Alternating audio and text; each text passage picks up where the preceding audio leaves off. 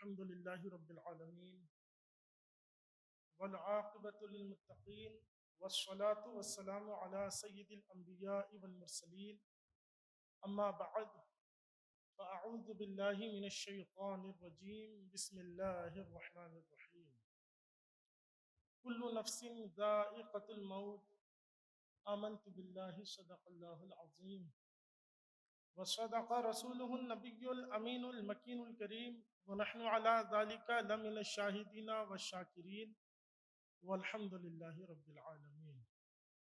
حضرات اہل سنت السلام علیکم ورحمۃ اللہ وبرکاتہ۔ درود پاک پڑھیں، اللہم صلی علی سیدنا و مولانا محمد مبارک وسلم، صلاۃ و سلاما علیک یا سیدی یا حبیبی یا رسول اللہ صلی اللہ تعالی علیہ وسلم۔ حضرات محترم، قرآن عظیم فرقان حمید کی جس آیت مقدسہ کو میں نے تلاوت کیا ہے، بڑی مشہور و معروف آیت کریمہ ہے۔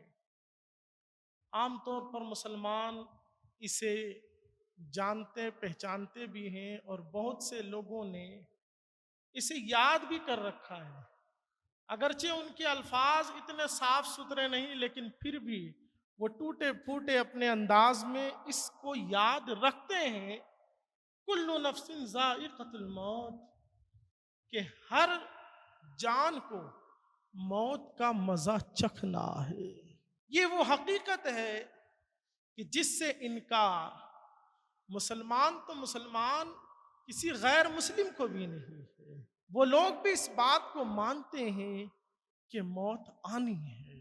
یہ بات الگ ہے کہ موت کے متعلق لوگوں کے اپنے اپنے الگ الگ نظریات ہیں، الگ الگ تصورات ہیں، الگ الگ خیالات ہیں، لیکن اسلام نے جو تعلیم عطا فرمائی اور مصطفیٰ جان رحمت صلی اللہ تعالی علیہ وسلم نے موت کی جو حقیقت بیان فرمائی ہے، وہی بات حق ہے اور وہی بات واقعے کے مطابق ہے۔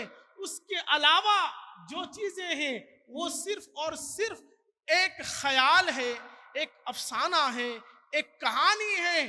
بندہ اگر حقیقت کو جاننا چاہتا ہے تو اسے اللہ رب العالمین کے آخری پیغمبر مصطفیٰ جان رحمت محمد الرسول اللہ صلی اللہ تعالی علیہ وسلم کے دامن کرم میں آنا ہوگا اور اسے یہ جاننا ہوگا کہ پیغمبر اسلام کیا کہہ رہے ہیں۔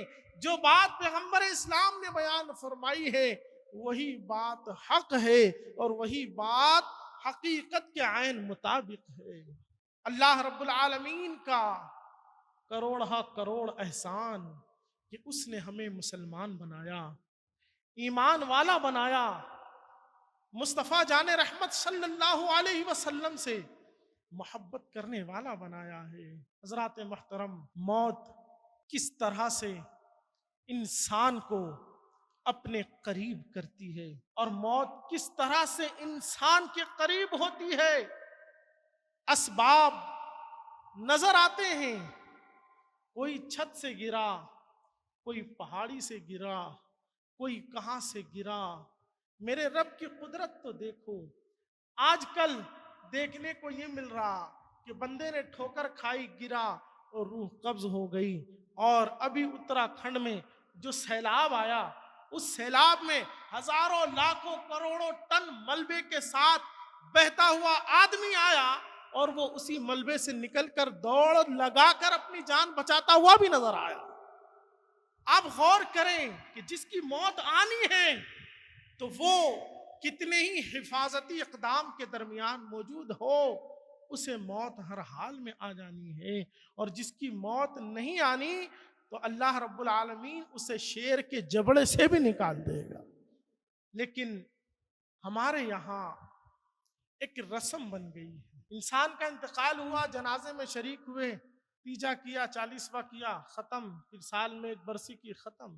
ہماری قوم موت سے جو نصیحت لینے کی چیزیں ہیں ان چیزوں سے بہت غافل ہے۔ حضرت سعد بن معاذ رضی اللہ تعالیٰ عنہ کا جنازہ ہے، لے کر کے نکلے، آقا کریم صلی اللہ علیہ وسلم بھی اس جنازے میں شامل ہیں، اور میرے آقا علیہ الصلوۃ والسلام جب صحابہ کے ساتھ حضرت سعد بن معاذ کو لے کر قبرستان پہنچے، قبر کے مکمل ہونے میں ابھی کچھ وقت باقی تھا، قبر کھودنے کا کام چل رہا تھا، آقا کریم صلی اللہ علیہ وسلم زمین پر بیٹھے اور حضور نے ایک لکڑی اٹھائی اور اس لکڑی سے میرے آقا زمین پر کچھ کریدنے لگے، کریدتے کریدتے کچھ دیر ہو گئی، میرے آقا علیہ الصلوۃ والسلام نے جب سر اٹھایا، صحابہ کہتے ہیں کہ حضور کی آنکھوں میں آنسو تھے، حضور کی آنکھیں اشکبار تھی،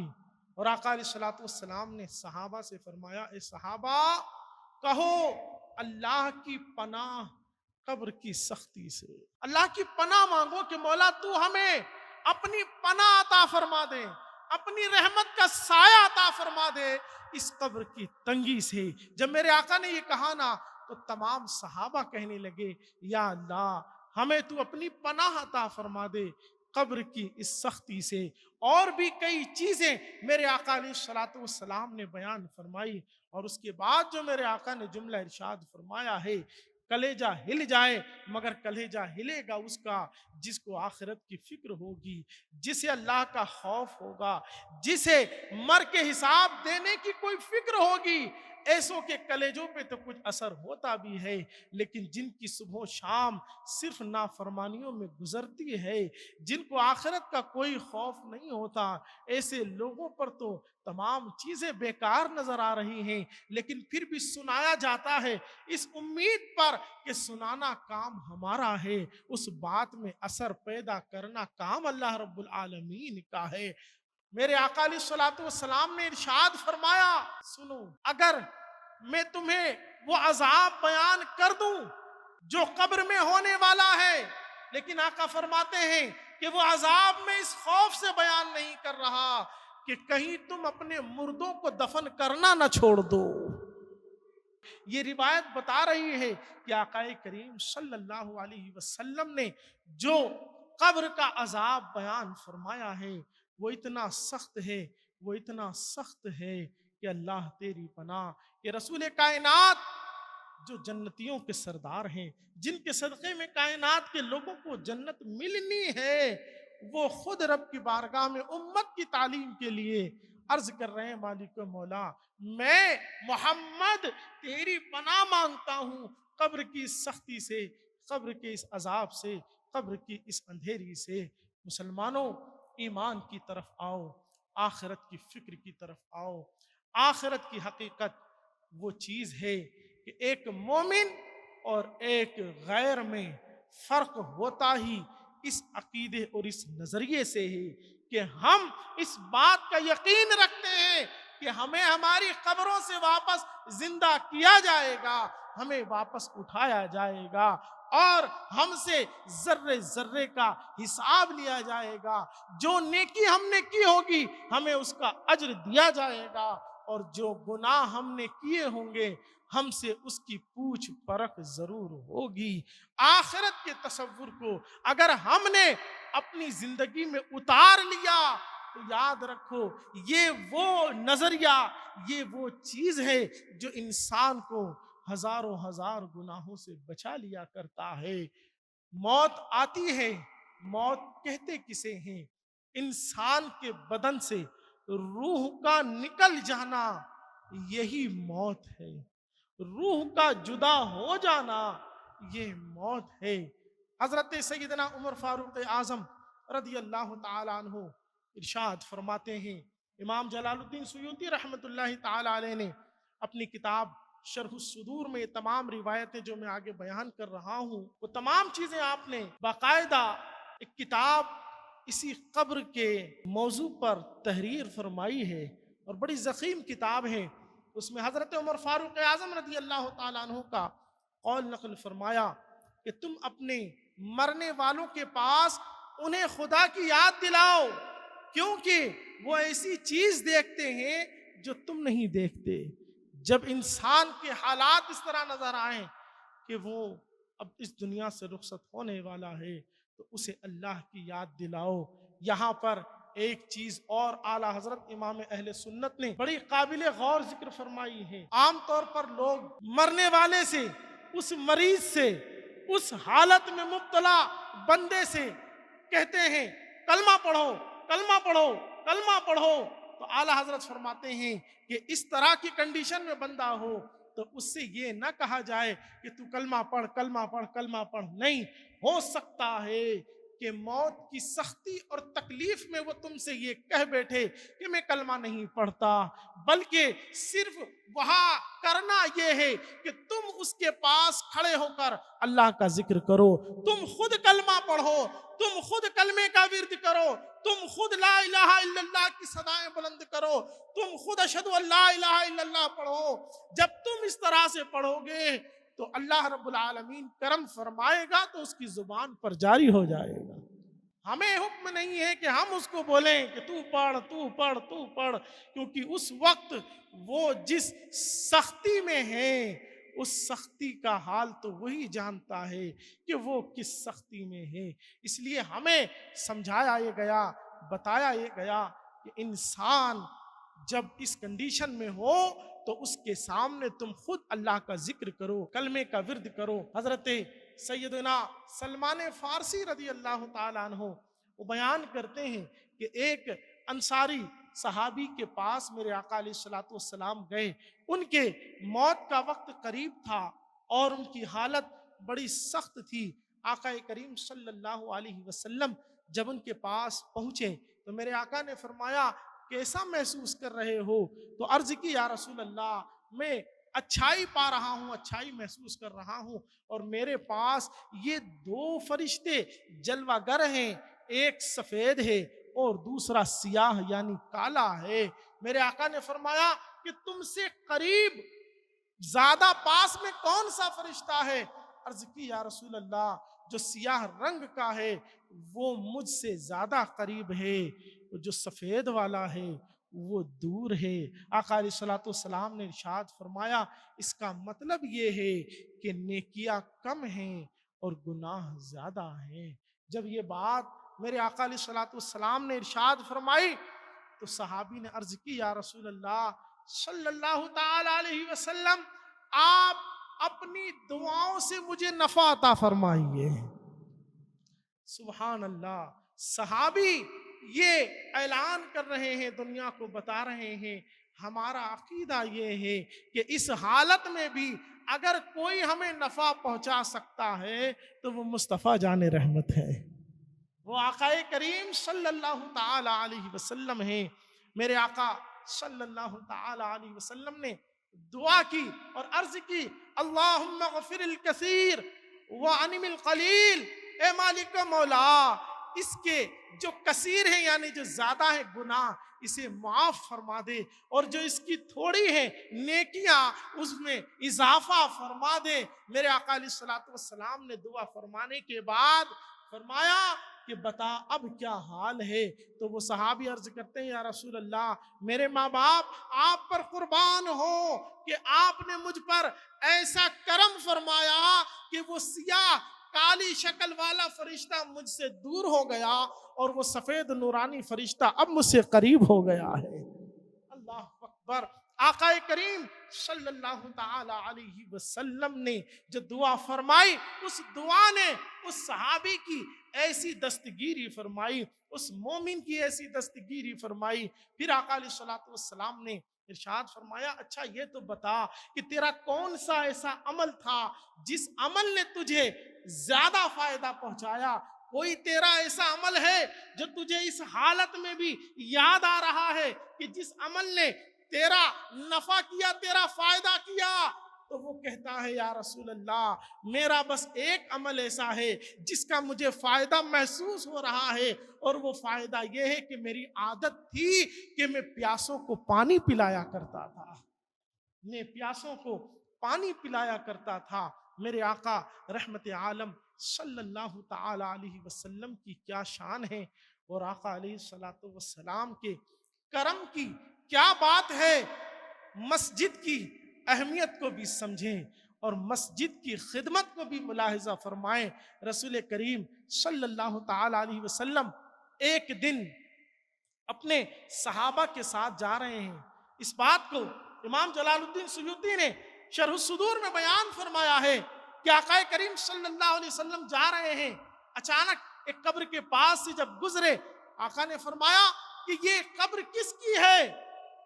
آقا علیہ السلام کے صحابہ نے عرض کی، یا رسول اللہ یہ قبر ام محجن کی ہے۔ آقا نے فرمایا وہی عورت نا جو ہماری مسجد کے صحن میں جھاڑو لگاتی تھی، وہی عورت نا جو ہماری مسجد کے صحن میں جھاڑو لگاتی تھی۔ آقا علیہ السلام نے جب یہ سوال کیا تو صحابہ اکرام نے عرض کی، ہاں یا رسول اللہ یہ وہی ہے کہ جو ہماری اس مسجد کے صحن میں جھاڑو لگاتی تھی۔ آقا علیہ السلام نے صحابہ سے کہا صفیں لگا لو، صف لگائی گئی۔ اب دیکھیں انتقال کے چند دن گزر جانے کے بعد جب دفن کر دیا جائے تو اجازت نہیں ہوتی کہ پھر نماز جنازہ پڑھی جائے۔ ہاں یہ مسئلہ ضرور ہے کہ اگر کسی کی نماز جنازہ ہوئی ہی نہیں تھی اور ایسے ہی دفن کر دیا اور اس بات کا یقین ہے کہ ابھی لاش بکھری نہیں ہے، سلامت ہے، تو قبر پر نماز پڑھنے کا اور نماز کو ادا کرنے کا مسئلہ موجود ہے۔ یا یہ معلوم ہوا کہ نماز پڑھائی گئی لیکن امام کا وضو کسی سبب سے ٹوٹ گیا تھا اور بعد کو پتا چلا تو فرمایا کہ قبر پر جا کر کے نماز پڑھ دیں۔ یا کسی ایسے شخص نے نماز پڑھا دی تھی جو نماز پڑھانے کا اہل نہیں تھا تو فرمایا کہ پھر قبر پر جا کر کے نماز پڑھ دی جائے۔ لیکن چند دن گزر جانے کے بعد جب لاش بکھر جاتی ہے پھر وہاں پر اجازت نہیں ہوتی کہ کوئی جا کر کے نماز پڑھے۔ میرے آقا علیہ السلام کا اب یہ اعجاز ہے اور حضور کا یہ اختیار ہے کہ چند دن گزر گئے، انتقال اس بوڑھی خاتون کا ہو گیا، آقا گزر رہے ہیں۔ اب میرے آقا نے جب اس قبر کا حال پوچھ لیا، صحابہ نے بتا دیا، ہاں یا رسول اللہ یہ وہی خاتون ہے جو ہماری مسجد کے صحن میں جھاڑو لگایا کرتی تھی۔ میرے آقا نے صف باندھی اور نماز ادا فرمائے۔ کیا مقدر ہے، کیا مقدر ہے، سبحان اللہ۔ نماز میرے آقا نے ادا فرمائی اور نماز ادا فرمانے کے بعد آقا علیہ السلام اس قبر والی سے گفتگو کر رہے ہیں، بات کر رہے ہیں، اور آقا نے فرمایا کہ تجھے کس عمل نے فائدہ پہنچایا، تیرے کس عمل نے تجھے نفع دیا؟ صحابہ عرض کرتے ہیں، یا رسول اللہ کیا یہ سن رہی ہے، کیا یہ سن رہی ہے؟ آقا نے فرمایا تم سے زیادہ سنتے ہیں یہ لوگ، تم سے زیادہ یہ لوگ سنتے ہیں۔ آقا علیہ السلام نے جب گفتگو کی تو میرے آقا علیہ السلام سے صحابہ نے عرض کی، یا رسول اللہ کہ جب آپ اس سے بات کر رہے ہیں اور آپ کہہ رہے ہیں کہ یہ زیادہ سنتے ہیں تو پھر کیا اس نے جواب بھی دیا؟ آخر اس نے کیا بیان کیا؟ آقا علیہ السلام نے ارشاد فرمایا کہ میں نے اس سے پوچھا کہ تیرا کون سا عمل بہتر تھا جس نے تجھے نفع دیا؟ تو آقا فرماتے ہیں اس نے مجھے جواب یہ دیا کہ میں نے مسجد میں جھاڑو لگا کر جو خدمت انجام دی تھی، اللہ رب العالمین نے مجھے اس کی برکتیں عطا فرمائی، اللہ نے مجھے اس کی برکتیں عطا فرمائی ہیں۔ تو مسلمانوں، قبر میں رہنے والے سنتے ہیں، قبر والے سنتے ہیں اور آنے والوں کی گفتگو کو سماعت کرتے ہیں، آنے والوں کی باتوں کو سنتے ہیں۔ یہاں تک امام جلال الدین سیوطی رحمۃ اللہ علیہ نے احادیث نقل فرمائی ہے۔ حضرت سیدنا ابو سعید خدری رضی اللہ تعالی عنہ صحابی رسول، وہ بیان کرتے ہیں کہ آقا علیہ السلام نے ارشاد فرمایا کہ میت اپنے جنازہ اٹھانے والوں جو کاندھے پر لے کر چلتے ہیں، میت اس کو بھی پہچانتی ہے، جو غسل دیتا ہے اس کو بھی پہچانتی ہے، جو ساتھ ہوتا ہے اسے بھی پہچانتی ہے۔ اور حضرت ابو سعید خدری فرماتے ہیں کہ جب لوگ جنازے کو اپنے کاندھے پر اٹھاتے ہیں تو اگر وہ نیک ہوتا ہے تو وہ میت، وہ صاحب قبر جس کی اب ان قریب قبر میں جانے کی نوبت آ چکی ہے، وہ میت یہ کہتی ہے مجھے جلدی لے کر کے چلو، مجھے جلدی لے کر کے چلو۔ اور اگر وہ برا ہوتا ہے تو کہتا ہے ہائے ہلاکت، ہائے افسوس، مجھے کہاں لیے جاتے ہو۔ انسان کے علاوہ ہر شے اس کی اس چیخ و پکار کو سنتے ہیں، اور آقا فرماتے ہیں اگر تم اس کی اس گفتگو کو سن لو تو تم بے ہوش ہو جاؤ، تم اس کی تاب نہ لا سکو گے۔ جس کراہ کے ساتھ، جس درد کے ساتھ میت یہ کہتی ہے، حضرت سیدنا ابو ہریرہ رضی اللہ تعالی عنہ وہ آقا کریم صلی اللہ علیہ وسلم کے ارشاد کو نقل فرماتے ہیں کہ آقا علیہ السلام نے ارشاد فرمایا کہ جنازے کو جلدی جلدی لے کر کے چلو، کیونکہ اگر وہ نیک ہے تو خیر کی طرف بڑھا اور اسے خیر کی طرف آگے کر دو، اور اگر نیک نہیں ہے تو تم اس کی برائی کو اپنے کاندھے سے الگ کر دو۔ اللہ اکبر۔ حضرت سیدنا ابو سعید خدری نے بیان فرمایا، آپ ایک جنازے میں شامل تھے، آپ نے حکم دیا کہ مردے کو جلدی سے قبر تک پہنچا دو، کیونکہ یہ وہ ٹھکانہ ہے جس سے کسی کو فرار نہیں، لہٰذا اسے جلدی وہاں لے چلو تاکہ وہ اپنا اچھا اور برا دیکھ لے، تاکہ وہ اپنا اچھا اور برا دیکھ لے۔ آج تو ہمارے یہاں کچھ اور ہی تصور ہو گیا ہے، انتقال ہو گیا، ابھی پھپھو آئیں گی تب جنازہ اٹھے گا، ابھی ماموں آئیں گے تب جنازہ اٹھے گا، ابھی فلاں چاچا آئیں گے تب جنازہ اٹھے گا، وہ 200 کلومیٹر دور سے آئیں گے تب جنازہ اٹھے گا، وہ وہاں سے آئے گا تب جنازہ اٹھے گا۔ شکل دیکھنا ضروری ہے، چہرہ دیکھنا ضروری ہے۔ میاں اس چہرے کو تم نے ہزاروں بار دیکھا، تم نے اس چہرے سے کیا وفا کی؟ آخر وقت میں اس چہرے کو دیکھ کر تم کر کیا لوگے؟ اللہ اکبر۔ آقا کریم صلی اللہ علیہ وسلم نے جو تعلیم ارشاد فرمائی ہے اور صحابہ نے جو بات بیان فرمائی ہے، عمل اس پر ہونا چاہیے۔ جب بندہ انتقال کر جائے تو تم اس کی تدفین میں تاخیر نہ کرو، بلکہ جتنی جلدی ہو سکے اسے اس کے رب کے سپرد کر دو، اسے اس کی اس منزل کے حوالے کر دو۔ ہاں، تمہارے کرنے کا کام یہ ہے کہ تم اس کے لیے دعائیں مغفرت کرتے رہو، تم اس کے لیے دعائیں مغفرت کرتے رہو۔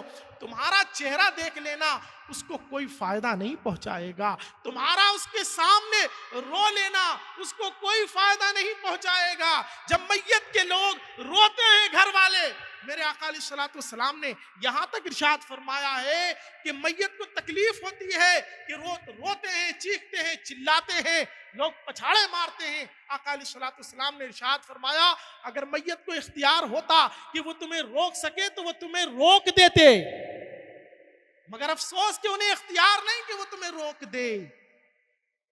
آنسو آئیں گے، درد ہوگا، تکلیف ہوگی، رونے سے منع نہیں ہے، اس تکلیف سے منع نہیں ہے، لیکن اس غم میں، اس تکلیف میں لوگوں کا حال اتنا بے قابو ہو جاتا ہے، کوئی چہرہ نوچتا ہے، کوئی بال بکھیر لے گا، کوئی کپڑے پھاڑ لے گا، کوئی ادھر گرے گا، کوئی ادھر گرے گا۔ یہ بے صبری ہے، یہ بے صبری ہے۔ صبر کرو، کیونکہ جب تم اس حالت میں صبر کرتے ہو تو اللہ رب العالمین تمہیں اس صبر پر اجر عطا فرماتا ہے۔ حضرت سیدنا ایوب رحمت اللہ تعالی علیہ فرماتے ہیں، امام جلال الدین سیوطی نے فرمایا کہ میت کا حق گھر والوں پر ایک حق یہ بھی ہے کہ اسے جلد سے جلد قبر تک پہنچا دے، اسے جلد سے جلد قبر تک پہنچا دیں۔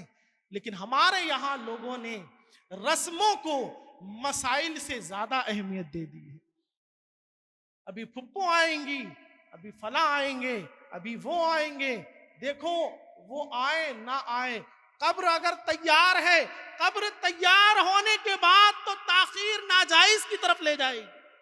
قبر کی تیاری کی تاخیر کا مسئلہ ہے کہ جب تک قبر تیار نہیں ہوئی ہے وہ تاخیر شرعاً مقبول ہے، وہ عذر ہے کہ کرنا جو کام ہے جب وہ ہوا نہیں تو کیسے ہو۔ تو جب قبر تیار ہو جائے تو اب بندے کو تاخیر نہیں کرنی ہے۔ ہاں، ہوتا یہ ہے کہ کچھ غلطی ہماری طرف سے بھی ہوتی ہے۔ وہ غلطی یہ ہوتی ہے کہ ہم میت کو جلدی لے جا کر دفن بھی کر دیں اور جو بیچارہ آنے میں لیٹ ہو گیا پھر ہم اس کو تانا بھی دیں کہ تم میت میں نہیں آئے تو تم نماز میں شریک نہیں تھے، تو تم یہاں نہیں تھے، تو تم وہاں نہیں تھے، تم تو دکھے نہیں۔ غلطی اور خرابی دونوں جانب سے ہو رہی ہے کہ جب ہم بیجا چیزوں پر لوگوں پر ناراضگی کا اظہار کریں گے تو ظاہر سی بات ہے کہ پھر ادھر سے وہ بھی کہیں گے کہ ہمیں آنے میں اتنا ٹائم لگے گا تو جنازے کو روکو۔ اس لیے بیلنس دونوں کو بنانا ہوگا، مسئلے کی اہمیت کو دونوں طرح کے لوگوں کو سمجھنا ہوگا، جن کے گھر میت ہوئی ہے ان کو بھی اس چیز کو سمجھنا ہوگا اور رشتہ داروں کو، دوست احباب کو بھی اس اہمیت کو سمجھنا ہوگا۔ نہ تو تم وہاں سے کہو کہ اتنا روک لینا اتنا روک لینا، اور نہ یہ آنے کے بعد انہیں تانا دے کہ تم کیوں نہیں آئے۔ جب یہ مسئلہ ہوگا تو پھر یہ تاخیر کے معاملات نہیں ہوں گے، بلکہ میت کو جلد دفن کرنے کے جو شرعی احکام ہیں اس پر عمل بھی ہو جائے گا۔ آقا کریم صلی اللہ علیہ وسلم کی یہی تعلیم ہے کہ میت کو قبر تیار ہوتے ہی فوراً دفن کر دیا جائے، اس میں تاخیر نہ کی جائے۔ ارے کرنا ہے تو یہ کرو کہ جیسے ہی تمہیں خبر ملی کم از کم ایک مرتبہ تو قل اللہ شریف پڑھ کے اسے اصالِ ثواب کر دو، لیکن وہ کچھ زبان سے نہیں نکلتا ہے، نہ ایک مرتبہ کلمہ زبان سے نکلتا ہے۔ میں کہنا چاہتا ہوں ہزاروں لوگوں تک یہ خبر پہنچتی ہے کہ فلاں کا انتقال ہو گیا، ہم سیم میں تو بیٹھ کر ورد کرتے ہیں، میاں وہ تو تیسرے دن دوسرے دن کرتے ہیں۔ جیسے یہ خبر پہنچی، اگر جس تک خبر پہنچی چاہے وہ جانتا ہو نہ جانتا ہو، اتنا تو جانتا ہو کہ مومن ہے، اگر ایک مرتبہ بھی لا الہ الا اللہ محمد الرسول اللہ اس کے ایصال ثواب کے لیے پڑھ لے تو سوچو دفن سے پہلے اس کے لیے کتنا بڑا سرمایہ تیار ہو جائے گا، دفن سے پہلے اس کے لیے کتنا بڑا ایصال ثواب تیار ہو سکتا ہے۔ آج ہماری قوم کا بڑا عجیب حال ہے، میتوں میں چلتے ہیں تو گفتگو کاروبار کی ہوتی ہے، تمہارے وہ فلاں پلاٹ کا کیا ہوا، تمہارے وہ فلاں زمین کا کیا ہوا، وہ والے میٹر کا کیا ہوا، اس میٹر کا کیا ہوا۔ اللہ تیری پناہ، یہ جنازے کو لے جاتے وقت تو وہ زمانہ بھی تھا کہ اس وقت علماء کا فتویٰ یہ تھا کہ اس وقت زور سے ذکر اور کلمہ پڑھنے کی بھی اجازت نہیں تھی، زور سے۔ اس لیے فرماتے ہیں اس زمانے میں جب لوگ چلتے تھے نا تو دل و دماغ پر قبر، موت، حساب کا خوف، اللہ کا وہ خوف ایسا طاری ہوتا تھا چلنے والوں پر کہ بزرگوں نے فرمایا کہ آخرت کی یہ ایک فکر 60 سال کی نفلی عبادت سے بہتر ہے۔ یہ فکر 60 سال کی نفلی عبادت سے بہتر ہے۔ تو بندہ جب اس افضل عبادت میں لگا ہوا ہے، یعنی آخرت کی فکر میں، قبر کے خوف میں، قبر کی تیاری میں، تو اب ذکر کی طرف لا کر اسے ادھر سے ادھر مائل نہیں کیا جائے گا۔ لیکن پھر وقت وہ بھی آیا کہ لوگ دھیرے دھیرے اس فکر سے دور ہوتے گئے۔ اب چل رہے ہیں، کوئی خوف نہیں، کوئی فکر نہیں، بلکہ لوگ آپس میں باتیں کر رہے ہیں، کوئی اپنا کاروبار سوچ رہا ہے، کوئی کیا کر رہا ہے، کوئی کیا کر رہا ہے۔ پھر اس وقت یہ فرمایا گیا کہ میت کے ساتھ چلو تو کلمہ پڑھتے چلو، میت کے ساتھ چلو تو ذکر کرتے چلو، اس لیے کہ اب تمہیں پہلے جو روکا گیا تھا پڑھنے سے، وہ اس لیے روکا گیا تھا کہ تم اس سے بھی افضل چیز میں لگے ہوئے تھے، آخرت کی فکر میں لگے ہوئے تھے۔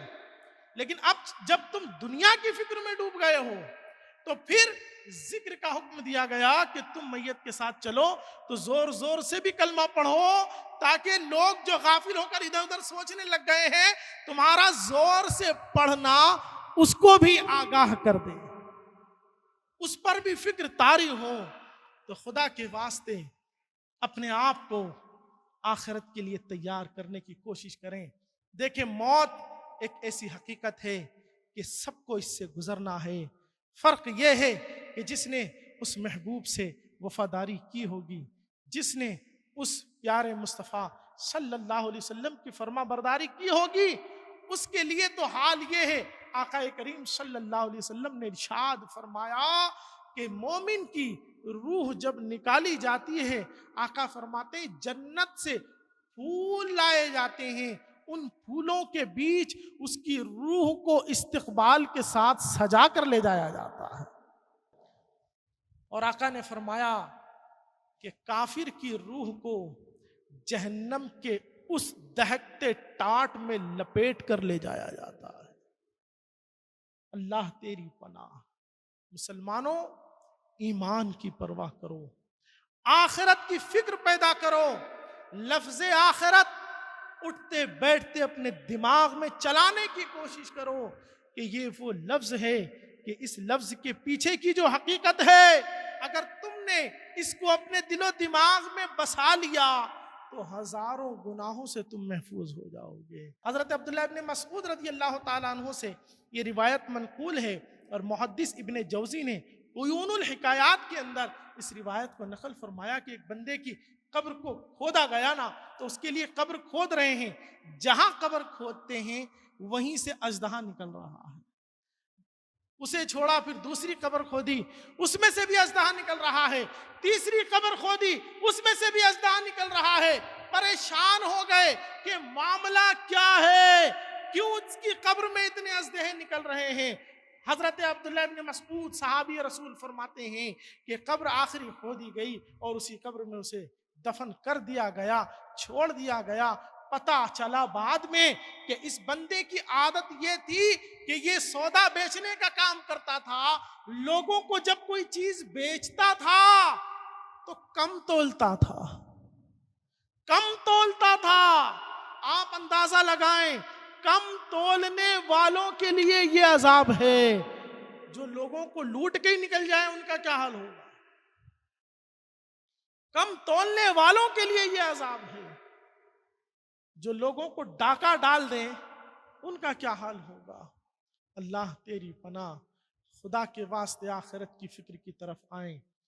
میرے آقا رحمت عالم صلی اللہ علیہ وسلم نے دونوں چیزیں بیان فرمائی ہیں کہ جب مومن کی روح نکالی جاتی ہے، حدیث پاک میں آیا کہ جب ایک مومن صالح نیک بندے کی روح نکالی جاتی ہے تو فرشتہ رب کے حکم سے اس کی روح قبض کرنے آتا ہے، تو فرشتہ سب سے پہلے آ کر یہ کہتا ہے کہ تیرے رب نے تجھے سلام کہا ہے، تیرے رب نے تجھے سلام کہا ہے۔ سوچئے کیا عظمت ہے، لیکن یہ عظمت ان لوگوں کی ہے جنہوں نے اپنے رب کی اطاعت کی ہے، جنہوں نے رسول اللہ صلی اللہ علیہ وسلم کی فرما برداری کی ہے۔ اور صحابہ کے عشق اور صحابہ کی محبت کا کیا کہنا۔ آقا کریم صلی اللہ علیہ وسلم کے صحابی حضرت سیدنا منقدر رضی اللہ تعالیٰ عنہ فرماتے ہیں کہ حضرت سیدنا جابر بن عبداللہ رضی اللہ تعالیٰ عنہ کا جب وصال کا وقت آیا تو وہ حضرت جابر کے پاس آئے، اور حضرت جابر سے وہ صحابی رسول کہتے ہیں، امام جلال الدین سیوطی نے اسے شرح الصدور میں نقل فرمایا کہ حضرت جابر بن عبداللہ رضی اللہ تعالیٰ عنہ کے پاس وہ آئے اور کہتے ہیں سنو، جب رسول اللہ سے ملاقات ہونا تو میرا سلام حضور سے ضرور کہہ دینا۔ سبحان اللہ، کیا محبت تھی، کیا عشق تھا، کیا وفاداری تھی۔ آقا کریم صلی اللہ تعالی علیہ وسلم نے ارشاد فرمایا، حضرت انس رضی اللہ تعالیٰ عنہ سے مروی ہے، آقا نے فرمایا کہ جو شخص جمعے کی رات میں، یعنی پہلے رات آتی ہے پھر دن آتا ہے، جیسے آج دن ہے، اس جمعے کی جو رات ہے وہ گزر چکی ہے، آقا فرماتے ہیں جو اس رات میں مجھ پر 1000 مرتبہ درود پڑھے گا، آقا فرماتے ہیں اللہ اس کی قبر کو جنت بنا دے گا، اللہ اس کی قبر کو جنت بنا دے گا۔ سبحان اللہ، یہ مصطفیٰ جان رحمت صلی اللہ تعالی علیہ وسلم پر درود پڑھنے کی برکت ہے۔ صحابی حضرت ابو ایوب انصاری رضی اللہ تعالیٰ عنہ وہ بیان فرماتے ہیں کہ آقا نے ارشاد فرمایا کہ جب مومن کی روح قبض کی جاتی ہے تو اللہ تبارک و تعالی اس بندے سے فرماتا ہے کہ خوشخبری ہے تیرے لیے کہ دنیا میں جس طرح سے کسی خوشخبری دینے والے کو خوشخبری ملتی ہے اور وہ خوش ہوتا ہے، اللہ فرماتا ہے تیرے لیے بھی اسی طرح کی خوشخبری ہے کہ تو نے دنیا کے ان معاملات سے چھٹکارا پایا اور اپنی پاک منزل یعنی جنت کی طرف آیا۔ یہ ان لوگوں کے لیے جنہوں نے اللہ و رسول کی اطاعت کی ہے۔ اور میرے آقا علیہ الصلوۃ والسلام نے ارشاد فرمایا کہ تمہارے اعمال، اب دیکھیں بڑی پیاری بات ہے، لوگ 10واں 20واں 40واں اور تمام صدقہ خیرات کرتے ہیں، اچھی بات ہے، لیکن تمہارے مرحوموں کو سب سے زیادہ جو چیز سکون دے سکتی ہے وہ کیا ہے، اسے ملاحظہ فرمائیں۔ امام جلال الدین سیوطی رحمت اللہ تعالی علیہ نے اس بات کو نقل فرمایا، کہتے ہیں کہ تمہارے مرحومین پر تم زندوں کے اعمال پیش ہوتے ہیں، وہ تمہارے اعمال کو دیکھتے ہیں، اگر تمہارے اعمال اچھے ہوتے ہیں تو وہ خوش ہوتے ہیں اور رب کی بارگاہ میں دعا کرتے ہیں کہ مالک و مولا اسے اسی طرح سے اس راہ پر مضبوطی عطا فرما۔ اور اگر تمہارے اعمال برے ہوتے ہیں تو تمہارے مرحومین تکلیف میں ہوتے ہیں، روتے ہیں اور رب کی بارگاہ میں دعا کرتے ہیں کہ مالک و مولا اسے ایسی راہ عطا فرما دے جو اسے تیری رضا عطا فرما دے۔ لیکن ہمارے یہاں پیسہ خرچ کرنا سب سے بڑی نیکی ہم سمجھ رہے ہیں، لیکن ایک مرحوم کے لیے سب سے زیادہ خوشی کی چیز اگر کچھ ہے تو وہ یہ ہے کہ اس نے تو دیکھ لیا، اس نے تو اپنی آنکھوں سے اب سارا نظارہ دیکھ لیا ہے، حقیقت کیا ہے، مال دنیا دولت مکان دکان تجارت ان سب کی کیا اوقات اور کیا حیثیت ہے، اس کے سامنے سے تو سارے پردے ہٹے ہوئے ہیں۔ غفلت میں تو وہ ہیں جو زندہ ہیں۔ اللہ اکبر، عجب منظر ہے، جو مر گیا ہے وہ سب جان رہا ہے اور جو زندہ ہے وہ غافل ہے، جبکہ دنیا کا منظر یہ ہوتا ہے کہ جو زندہ ہے وہ دیکھ پا رہا ہے، جو مر گیا وہ کچھ نہیں کر پا رہا ہے۔ لیکن یاد رکھو حقیقت یہ ہے کہ جو مرا ہے حقیقت اس پر روشن ہوئی ہے، اب پردے اس پر سے ہٹے ہیں تو وہ یہ دیکھتا ہے کہ اب میں تو یہاں پر دیکھ رہا ہوں کہ یہ کس طرح کے اعمال کر رہے ہیں اور اس عمل کے سبب ان کے لیے یہاں پہ کیا تیاری ہے۔ تو خدا کے واسطے مسلمانوں، اپنے مرحومین کے لیے جہاں ہم ایصال ثواب کا اہتمام کرتے ہیں، ضروری ہے کرتے رہیں کرتے رہیں کرتے رہیں، لیکن ان کے لیے سب سے زیادہ فائدے کی چیز یہ بھی ہے کہ تم خود نیک بن جاؤ، تم خود نیک بن جاؤ۔ اگر تم نیک بن گئے، نماز تم پڑھو گے، ثواب تمہیں بھی ملے گا، تمہارے ابا کو بھی ملے گا، تمہاری امی کو بھی ملے گا، روزے تم رکھو گے، گناہوں سے تم بچو گے، نیکیاں تم کرو گے، تمہیں بھی نیکیاں ملیں گی اور تمہارے والدین کو بھی اللہ نیکیاں عطا فرمائے گا۔ اللہ تبارک و تعالی ہم سب کو کہنے سننے سے زیادہ عمل کی توفیق عطا فرمائے۔ استغفر اللہ ربی من کل ذنب واتوب الیہ۔ دوران گفتگو کچھ لغزش یا خطا ہو گئی ہو تو رب قدیر اپنے حبیب کے صدقے میں معاف فرمائے۔